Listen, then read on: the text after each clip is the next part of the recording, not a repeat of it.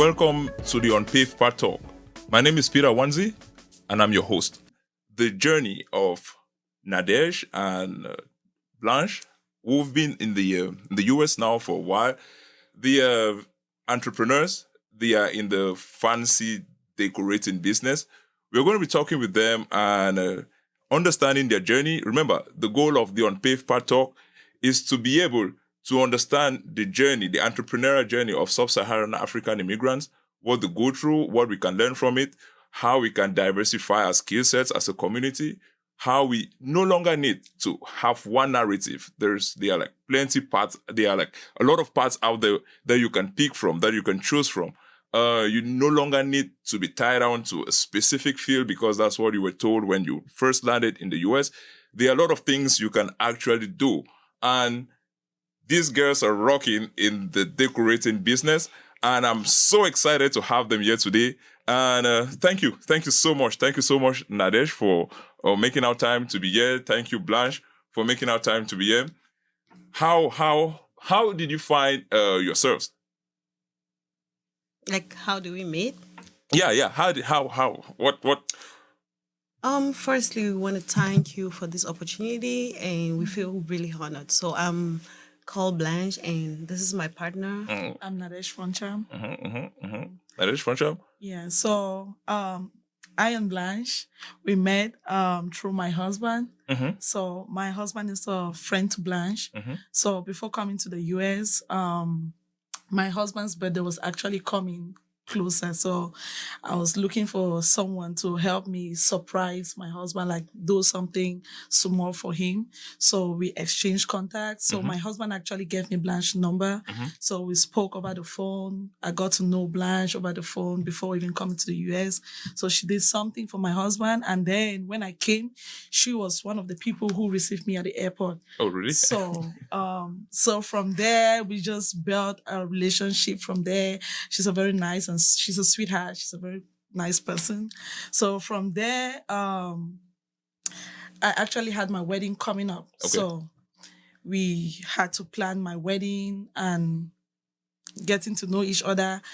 We're actually looking for somebody to do the decoration for my wedding. So as a result of that, the person disappointed us. Okay. Like from doing the decoration. So as a result of that, we decided to buy the decoration stuffs ourselves, and we did the decoration. And at the end of the day, it turned out to be nice. But even though today we look at the pictures, the right? color combination, it doesn't really make sense. But at that time, we felt like we have done it. So we felt like, okay, this is something we can do. And from there, we started watching more videos on YouTube. We started learning, shadowing other people in the field. And that's how we came up to Fancy Event. Hey, Blanche, that means you had not started fancy events. No. Oh, you really? No, I've not started it. I feel like Nadege, knowing her, she helped me to realize this gift I have and this passion, and that's when we just click in. So, because the impression I had when I was like doing a little bit of research prior to this podcast was Fancy Events was running. By the way, Fancy Events, you check Fancy Events on their Instagram page. They are doing amazing work as far as decoration is concerned. So you want to check some of the stuff they're doing in there. And back to you, Blanche. As I said, doing a little bit of research prior to this podcast, I thought both of you, like, you started it or you were already running something as far as decoration is concerned. And then you met Nadege. And then, like, you girls just clicked, and that's where the thing just became... I'll put it this way. So before I met Nadege, I was actually doing it, but not as a business. So Nadege and I, we started it as a business together, but I was doing it prior to her coming here, but not as a business, just for friends. And so that was not a full-time gig? No, it was not. Oh, but now it is? Yes. 100%. How did you guys do the transition? Like, how wasn't it scary for you to like leave your regular jobs to totally transition into the decorating space? Life itself is very scary, so we need to take the risk. So we just believe that we are risk takers and we're ready. like at one point we're just really skeptical about all of this. We're just like, are we doing the right thing? Is this the right path? But you know what? We just came to a realization that when you see that passion and a gift, you have to go for it. Firstly, one thing you should know about us, we are go-getters. If we say we want to have this done, we will have it done. So that was one thing that just kept away all of the fear. And also, I feel like the community, the support also just gave us like, you need to keep going because the community has been supporting us nonstop. And shout out to you guys for always supporting us, and big thank you to all of them. Good. What does it take to start an event decorating business? I'll let Nadege answer that. Okay, so actually, it takes a lot. Some people think you need like current capital to run a business, but in my own perspective as an individual, I feel like if you have a determination, if you have a goal concerning a particular thing you want to do, you don't necessarily need capital. Like for instance, fancy events. We started fancy events with no capital. So what we did was that if we meet a client, you tell us what you want for your event. So you give us a deposit of your payment. We use that deposit to buy whatever thing we need or whatever thing we'll be using for your event. And so when we do that, the remaining balance comes to us as profit. So that's how we accumulated profit for ourselves and kept buying our stuffs. And that is how we started buying some of the things we have today. And also to add to that, it's just like different people have their own ways of starting. Like there's some people that just want to start like, just like, I just want to skip to that big part. And those are people that have that money.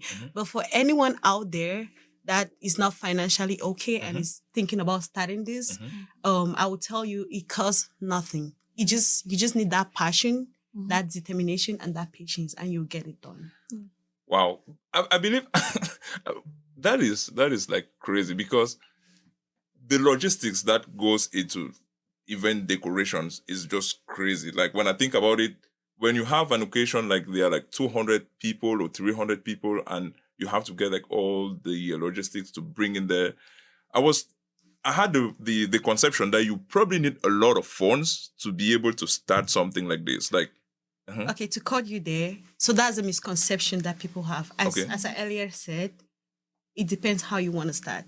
If you want to be the big people and start big, go for it. But if you want to start small, like just to put it this way, we all start from somewhere, from that small part. So it's just start. And no matter how small, you get to that point where you can do the events for 200 people. Right now, we'll tell you this. We can do events for almost 1,000 people. And we're going to like be up to the task. Not because this is how we started, but because we started from somewhere. We started very small. Okay. So it's a business that grows over time. At what point did you say, I'm going to quit my job and start doing this thing full time? Did some money come in, like some huge revenue come in, and you were like, damn, I like the way this money looks and I'm going to quit my job?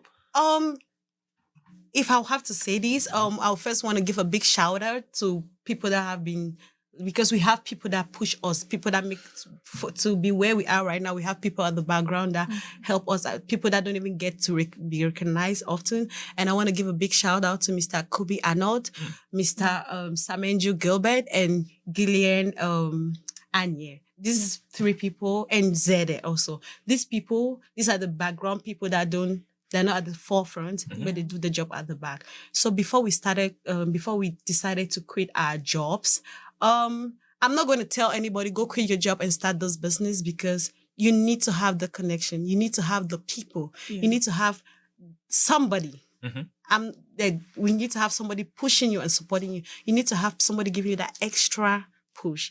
And we feel like before we quit our jobs to do this, we had somebody actually helping us in a big way. I'm not going to disclose all of that.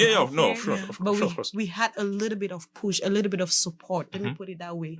And before we accepted this support from this person, he made this statement, and I'll never forget: you cannot do it alone. You need people to succeed. People, exactly. You need people to succeed. That is one of the fundamental reasons why I kind of created this show, so I can build like a network of persons, know that someone listening to this right now and still palpitating if they want to actually get into the decorating business can actually see, this girl started from nothing. I can actually reach out to them. By the way, what's the best way to reach out to you? Like on Instagram, is that like Fancy Events LLC? Yes, we can do Instagram, we can do Snapchat. I mean, for now, we just use all of our social media platforms to promote ourselves. We use WhatsApp, Facebook, Our website. our website as well. Our website is still under construction, so you guys stay tuned to it because it's gonna come real big. So.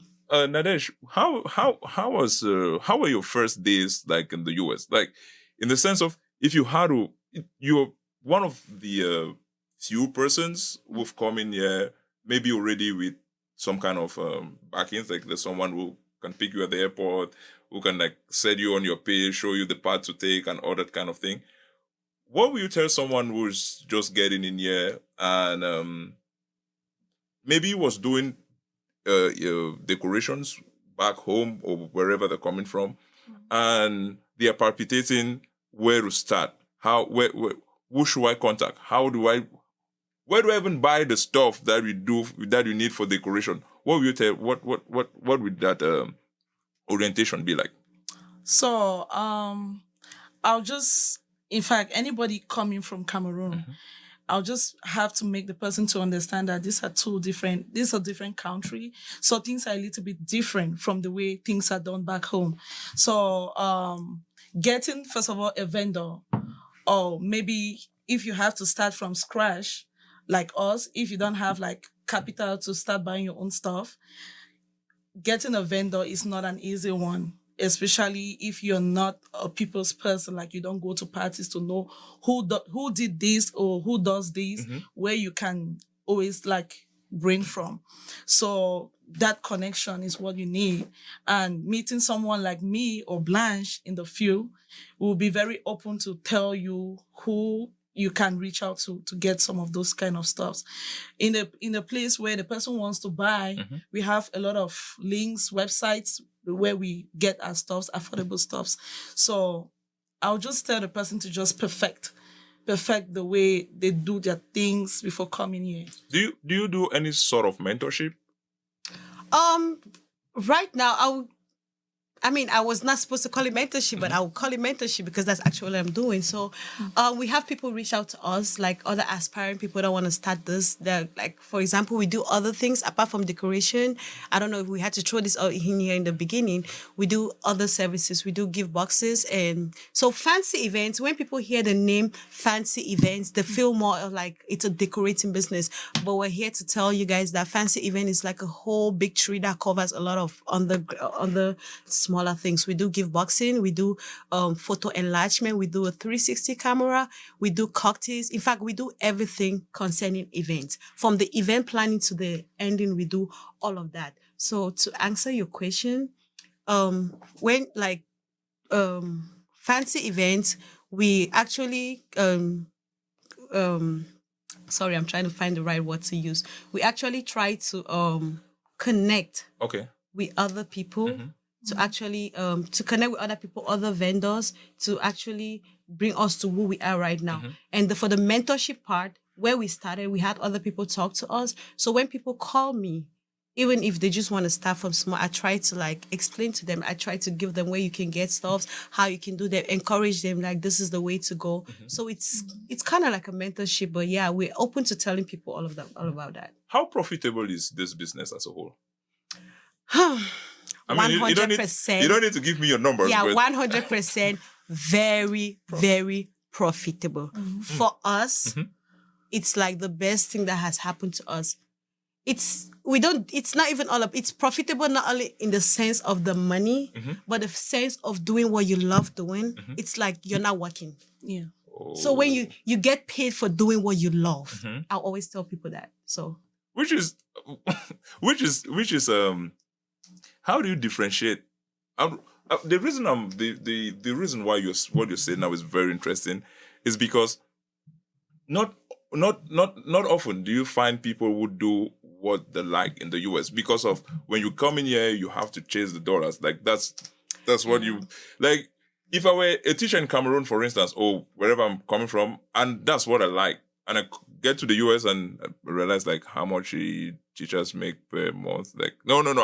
I'm going to transition. I don't want to be a teacher because Right. the money is not. But that's actually what I love, and which is what you're doing. You're like, you can still love what you're doing, and be there full time, like get a full time job in it, and actually excel in it. That's kind of Right. the message you're passing across, right? You can still love what you do and get a full-time job, but in our case, we just felt like we're putting in. Okay, so I'm just going to backdate a little bit. So coming into this country, I came with the mentality that you cannot succeed without being a nurse. Okay, So it yeah. just- Tell me more about that. Tell me more about that. right. Tell me Anyway, about that. coming into this country, I came with the mentality that you cannot succeed in America without being a nurse. Who picked you at the airport? Actually a far relative. All of my family members, most of them are back home. So Okay. it was like a far. Okay, like, were you in any way endorsed to accept nursing somehow? Like, I was in a nursing school. Lord I'm and still Savior. going. So I actually got into nursing school. I was in nursing school. Then along the way, another thing came up. You cannot succeed in America without being an IT. I was just like, you know what? I want to be in the succeeding team. So there I switched. I got a job in IT. I was a project manager at Microsoft, and it was going in good. But you know what? I've worked in different companies in America. Trust me. I've been on CNA. I've worked in a company. I've worked in Boston. I've worked in everything. But at one time, I just discovered that, you know what? It's not who I am. I needed to find I needed to find my passion. I'm not a person that can sit at one spot. Okay. I have a very big personality. A lot of energy. I don't feel sitting in one place, working from home is good. The money is good, but it's not me. Okay. It's so when I discovered my passion in event planning, well, I could not wait to stop doing any other thing and focus on this. And at one point, before Nadege and I actually transitioned to this, we usually work at Boston. It was like anytime we get in there, it was just like they caved us somewhere. It was like we're using 8 hours of a day to helping another person grow, of which if we put these 8 hours into our own business, is going to be a lot. And it was not easy making that decision. It was not easy. Yeah, I can imagine. It was not easy. So it's just like, we thank God for actually getting that passion. And we want to let everybody know, don't follow the crowd. It's not, be different. Exactly. Pave your own path. Pave your own path. Exactly. Pave your. Yeah. Nadege, what was the No. I don't believe, because you were picked like at the airport like by your husband, so you probably don't have the same problems that those who come here and. Oh no, I had. I had my own experience because when I came, because my husband's in the IT field. Oh, okay. So when I came, that's what was ringing. My kid brother too is in the IT field. So they were like IT. So at the end of the day, I want to be in the winning team too. So I was like, okay, let me go for the Scrum classes. I took some Scrum classes, but after that, I applied for jobs. Nothing was coming through, nothing at all. But it was not really me. It was not really my passion because I studied law and my dream was always to become a magistrate. So coming to this country, everybody's telling me your dream can never Yeah, you cannot. There's no way you're going to be a magistrate here. So so Cameroon law, US law, they're like, this is not compatible. So I should just think of something different. So I was concentrating on the IT field. But since it didn't work out for me, I was like, anyways, I don't really care for it because back then in Cameroon, I've been doing business for over 8 years. So, and I've always had problems working for people. Like I work for someone and then the next minute I'm out of that job. So I was like, why don't I just start business here again? Because I feel like that is where I belong. So once we started a decorative business and it started and I saw how booming and how supportive people were, I was like, okay, I think I should start another business. So that's how I came up with my skincare business here again. Oh, you have a skincare business? Yes. So back in Cameroon and I was like, I have to bring it back here. Anyway, She's a whole boss. Let me use my platform in any way I can to push that out there. What's it called? Nash Cosmetics. Nash Cosmetics. Yeah, we have an Instagram page, a Facebook page, and a website. Talking about the community, because I believe that's usually the first stretch that you can go when you're selling the product? Like, you probably call your brother and sister and like, I started doing this thing. Do you want to support me? Then you keep extending and going towards people you know till when you start getting to the people you don't. How supportive has your community as a whole been towards your business? Apart from those who've maybe invested in it, I say so because there is. I mean, first. Let me let you go answer that first one before I can follow up with what I. Oh, have. okay. So as I first said, I wanted to give a big shout out because we could not be here today if not of them. Like, we cannot buy our own products, we cannot service our own self, but these people out here, like, the community has been so supportive. Like, when we started, we there was this conception, like, we spoke to a few people, like, oh, we're gonna start our own event planning. And when we did the backdrop, like, for her wedding, and people were like, it's not even nice. You see, there are people that are bigger in this industry. Have you seen what they're doing? You guys need to stop. You're just, but it's just like the community. Like, firstly, I'm a people's person, so I know a lot of people, and so before getting into this business, I try to like we talk to people at the back. We're telling them, if we start this, are you going to support us? If you start this, are you going to support us? And just like a joke, just like I even wish I could explain how we got here. Like, people were just supporting, because right now we ship our boxes out of state, and the support it's massive. So I just want to thank everybody that has been supporting us when we started to hear, like, we cannot build this whole empire without you guys, and you guys are part of our success story, and we just want to thank you guys. Keep supporting us, because we have more coming up. Good. What about the pricing? I know that's usually a very technical, a very technical thing for young entrepreneurs. How do you get? Because if you're doing this full time, I believe you probably still want to drive maybe a BMW, and you probably want to live in probably a fancy house, or I mean, whatever you want to invest in, whatever thing you want to do. So you're going to probably want to match your prices to not only the quality of what you're doing, but equally to maybe to the lifestyle you want to live. How do you transition to getting your pricing to the point at which it is right now? Because I don't believe that's how you started. No.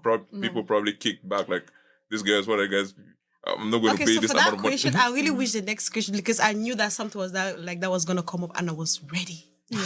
Okay, I'm going to say that. Anyways, so for pricing, so when we started, right, we discovered that we're trying to please people. We're trying to which is good for a beginner. It's good that you must not seek gain all the time as a beginner. Yeah, okay. So we were just doing things that we're not worth the price that people are giving us. But since we're still trying to build our client base, so at that time we're so excited. But where we are right now, we feel like the pricing we give people out there, even though some people feel, I will not say everybody, because some people feel like we're expensive, but we have come to realize that everybody is not your client. Okay. We cannot serve everybody. Okay. So because people come in with demands, like, for example, someone will come, I want this decoration, I want 350 people, I want this is how I want it, I want this kind of cheese and all of that, but you want to pay 1,000 or less. Like, people, when we give them, when you tell us what you want and we give you a pricing, they feel like we're expensive. But let me tell you this, we can do what you want with the price you want. Okay. So we can go with your pricing to do what you want, but what you're asking for does not match your price. And we cannot, at this point right now, this is our means of livelihood. So we cannot keep pleasing people to displease ourselves. So I want people to understand this. We are not expensive. Firstly, someone, shout out to Mr. Kobe Arnold again. He told us this: don't let people tell you your worth. Okay. Don't let the client tell you your worth. We know what we're worth. We know what we deliver. We know what we give to you. So if we give you guys that pricing, because we know what we're going to give people in return. So No. You go. yeah. So at this point, we just want people to understand that when we give you a price, it's just because we know what we're going to give you people. And also, if you feel like it's not okay, it's okay. There are so many people out there. You can go to other people that we can do it at your price. So, but sometimes it's good to. We're also we're not saying that we're just going to stand at a standstill. We are open to negotiations. We're open to work things out with people. I want everybody to understand that we want to make the day special for you people, but we also want to make ourselves happy. Which is the event is fancy events, so that can give the conception that there's maybe a class of people you like the target. Oh no. Oh no. So we like serve the entire community. Okay. So you just make the events fancy, not that the people need to be of some category. We make the events fancy. Okay. So we just always like things class, like always looking extra. So that's actually the name behind. Okay, so you can customize the pricing based on what. Right. Yeah. So we actually give the prices looking at the number of invitees. So if you have fewer invitees, that's how your prices differs. Looking at maybe the materials you want us to put together.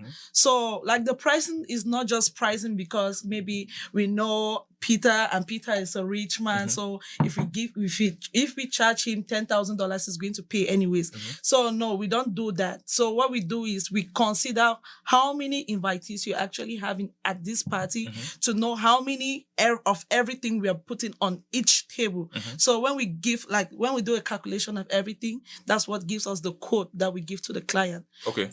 And you've told us already here that when you give that quote, the amount they're putting it down is it's definitely already going to cover almost everything. What you're getting after that is most probably the profit. Yes. So in like maybe 3, 4, 5 steps here, if I wanted to start an event decorating business, what's the very first thing I would need to have? You need to have or need to do. Oh yeah, I would need to do. What's the first thing I would need to do? First, you need to have that passion. Okay, one passion. Yeah. Secondly, you need to be outspoken. You need to learn how to talk. Okay. Because firstly, you need to understand that you're going to be dealing with people from different cultures, different backgrounds, and all of that. So you need to be able to communicate and understand where people are coming from. Then the next one, you need to be able to how they call it you need to be able to how they call this word, like getting to know people, like where you get to. Like you need to be sociable. Okay. No, that's not even the word. You need to be able to learn how to interact with people. It's not interact. This is what I'm looking for. Like but anyways, I'm going to bring it up when it comes. But you need to be able to go out there and partner with other people. You need to be able to talk to other people in this field. You need to be able to. It's a hard job. You need to have that strength. Yeah. You cannot do this without that strength. So there are like situations where you have, especially seasonality. Seasonality probably plays a huge deal in your business. And now that you're located in the north of America, like in Minnesota, and there's like a lot of snow here during like the winter season, and I believe there are not a lot of outdoor activities and things like that. Does that affect your business in any way? Does it affect the decorating space? Well, I would say I would not put it like affect because firstly, when we were getting into this, we knew all about these things. So it's not affecting it's affecting the revenue, but it's not affecting the business because the business is still gonna be there. Okay. So that's why I tell people if you're getting into this, you need to understand that they have bad times. Yeah. Okay. What will you do if we are not? Is it bad, like the weather bad time? No. Like like slow moments. No. Yeah. I mean, but it gives you time to like recuperate, right? Because I believe your summer is probably crazy. Yeah, that's what I was about to say. Like you need to understand that you have slow moments. You have times that you have a client for like 3 months and you're going to be sitting thinking like, oh my God, is this really something I should do? Is this something I should continue? But as you said, for us, we've understood that this is the moment where we're not going to have as much. It's not like we don't have anything, but we don't have as much traffic. So with this time, we use it to like wash up our stuffs, clean up, put everything in order, getting ready for the busy season. Do you have to own like 10,000 chairs and 10,000 tables and 10,000 plates and 10,000 forks and knives and spoons and other thing to... because my reasoning here is like, you probably... When I look at your events, you have different decorations all the time. Like I'm like wondering, where do you keep all of these things that I see on your Instagram during all of those events? you buy all those things and like park in a warehouse and then you just go get them there? How does it work? I think I know where you're coming from, and I want to put this out there. As an event planner, you can never have everything because things change. As days go, things change. People's style change. People's taste change. So I'm trying to still find out what you need to know other event planners. Oh, you need to network. Like you need to network. Like you network with other. Network is very important in this business. Okay. Because if you don't have this, I can take it from this other person, and the people can come and take what we have. It's just like, because we can never own everything.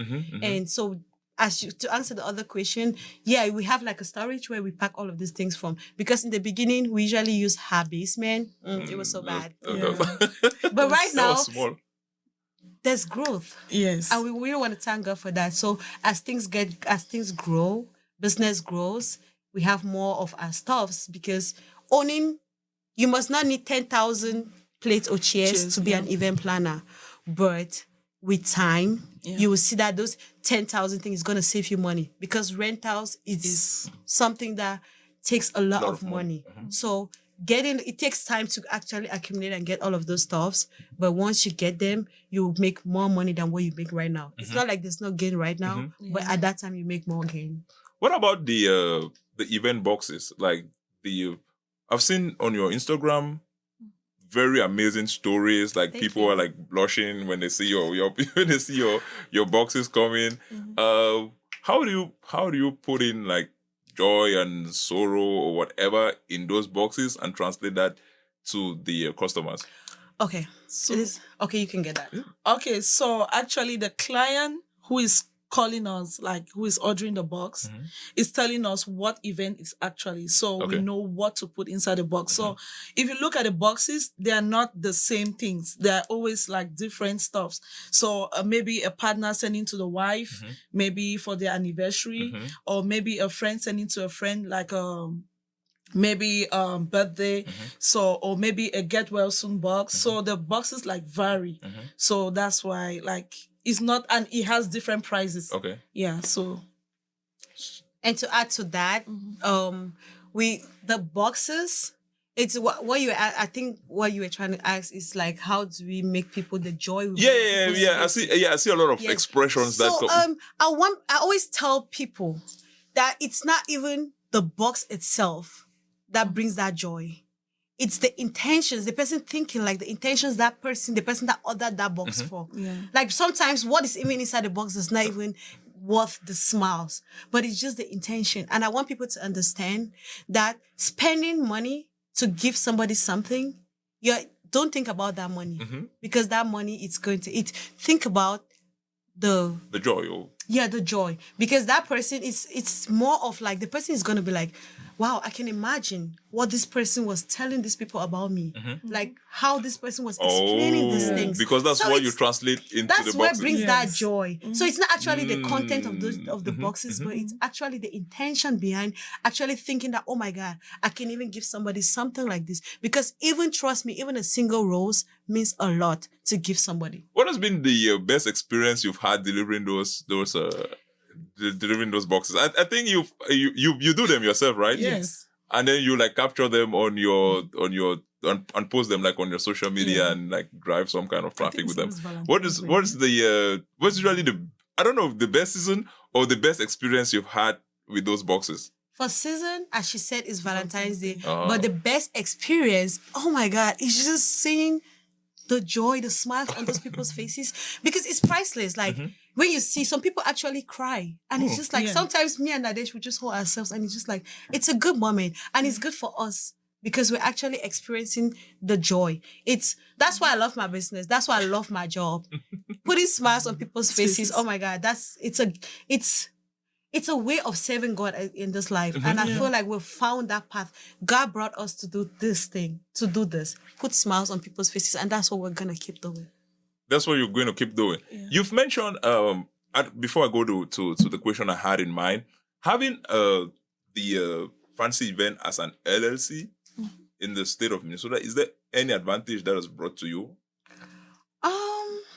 Since to be honest, when we just started, that's why had to thank the other people because when Nadege and I just started, also this is to other new event planners, Event planners. When we just started, we felt like work done was just going in there and doing all of that thing, which was good. But as time went by and as far as we had those people in our lives, we got to discover that there's more to event planning. You need to register this business. Okay. You need to be you need to create a website.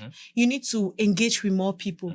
That they just made us to understand different things. It's not all about that, but registering the business, we did not register the business till I think it was July of this. I mean, we thought we did, but we just got an IEN number. But So when we found our manager, Mr. Gilbert Samenji, he made us to understand that it's not all about having an IEN number. You need to register the business. You need to get a business bank account. You need to start building business credit and all of that. So it's very important because right now we're not going to see the gain because we just started. But you've been running it for more than the time you. Yes. Oh. Yeah, our business has been up for 2 years, but we just registered our business like a year ago. So. Oh, okay. So now you're not reaping the benefits yet. No, we're not. So which is something again we made this show so that someone who's watching this, if you want to start your event decorating business, just go register LLCs. Don't wait.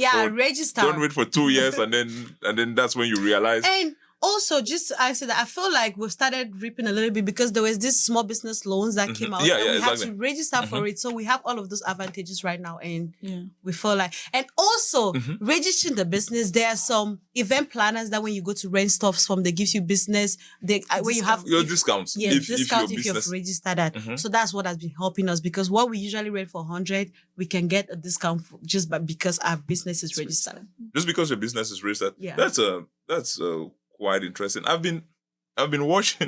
really been watching you guys on your Instagram and all your social media pages. How has that traffic helped you in your business? By that I mean I don't want to say most sub-Saharan African entrepreneurs, some of them don't still understand the power of the social media or the power of online platforms and how that can help push your business. What has been your own experience in using social media and pushing your business forward? You want me to get that? Yes. Okay. So, firstly, since we started till now, we've just been using social media. It's good. Let me not lie, it's good. But one thing is that it limits us to the people we actually, like, it limits us only to people that follow us. So, right now, it's not all about just the social media. You need to have people that, like what we're trying to do right now, I feel like one thing that we're trying to really improve in our business is actually having that engagement, like actually really marketing it. Yeah, to market ourselves. So we've discovered that the method we usually use was just like posting on our social medias, and it's just one people that keep seeing, and those people know they already know. Yeah, so it's just like it's pointless, it's needless. So right now we're trying to get people from different backgrounds. We're trying to get Somalians. We're trying to engage people. We're trying to engage Somalians. We're trying to engage the white community. We're trying to engage people from different backgrounds. And we're trying to look for specific people from there to help us to like promote it to their site. So at the end of the day, we need people. So technically, you need people to grow. So technically, you need to do now a robust marketing right in there. Reach out to other people. Yeah, reaching out to other people through maybe through agencies or people who are like really specialize in doing marketing to push your products. And that's the reason why we're trying to upgrade our website in such a way that anybody that types event on their Google browser, our fancy event will be one of the first to pop up. Yeah. So that's what we're trying to do right now. And also we've come to realize that marketing itself is some people's own. Yeah, that's people's own. That's exactly where I was driving. That's exactly where I was going to with the question. So, like you cannot do it all with the which is again one of the things that at times cripple businesses for young entrepreneurs like ourselves who are just like trying to still figure out the platform. So we're trying to like amass all of these things, but people have specific talents or they are good at different things that you actually need them. Yeah, you need them to bring into your business to be able to like really boost it and push it out there, which is and that is one thing that has helped us network. Yes. Okay. We network with people doing all sort of fields. We have people that specialize in doing cakes, people that specialize in doing like building of stores and all of that. So Flowers. we've discovered that network is one thing that's really helped us, and we're ready to network with any other person that we know who's gonna help us with this business. So you're opening your doors to like partnerships, like whoever. Like, Partnership? We're not no, gonna say I partnership. want to say partnership. I'm like, To I mean, it's like- network. okay, network, like building more avenues that you can like really expand the business and grow Right. like Yes. that crazy. That's this brings us like to the last part of this podcast, which is usually the one of like my favorite, and it usually has to do with a blend of like your personal experience and what a novice, like someone who's been here in the US, this is their first time here, they're barely here, been here for like 12 months, they are still trying to figure out their path. They have spoken with a lot of people, they've said you can do nursing, you can do IT. Now you're telling them there is the if you're talented in event planning, you can equally, this is a part you can actually And try. it's not only in event planning. Fine, if you're talented in anything, use that passion, use that gift. Like that's what is going to give you the most pleasure in life. Yeah. You can work for the highest company in this life and earn the highest money, but if you don't do something you love, something that's in you, something that is for you, you're not going to enjoy this life. You enjoy the money, but you're not enjoying this life. So we're enjoying the money and the life. Oh, you're enjoying both. Yes. I mean, what? Exactly. what other way then it is to end this podcast? Thank you again, Blanche, for making our time. Thank you again, Nadege, for making our time. Hey guys, you can support them massively. Go to their social media pages, like the stuff they're doing in the comments, share, and send business their way. They are open to business. They have teams, they have all the logistics that you need to be able to grow your business. They've given you tips if you were trying to get into the event decorating platform. They've given us tips, a lot of tips here. You can reach out to them to learn a little bit more. You can expand your skill sets as well. That's what they've pushed up during this podcast, and we are hoping that this serves as an aspiration for anyone who wants to get into the event planning space and help us share the word. Thank you for watching the On Paper Talk, and see you on the next one. Mine stopped, right? You Mine could. stopped a long time ago. Really?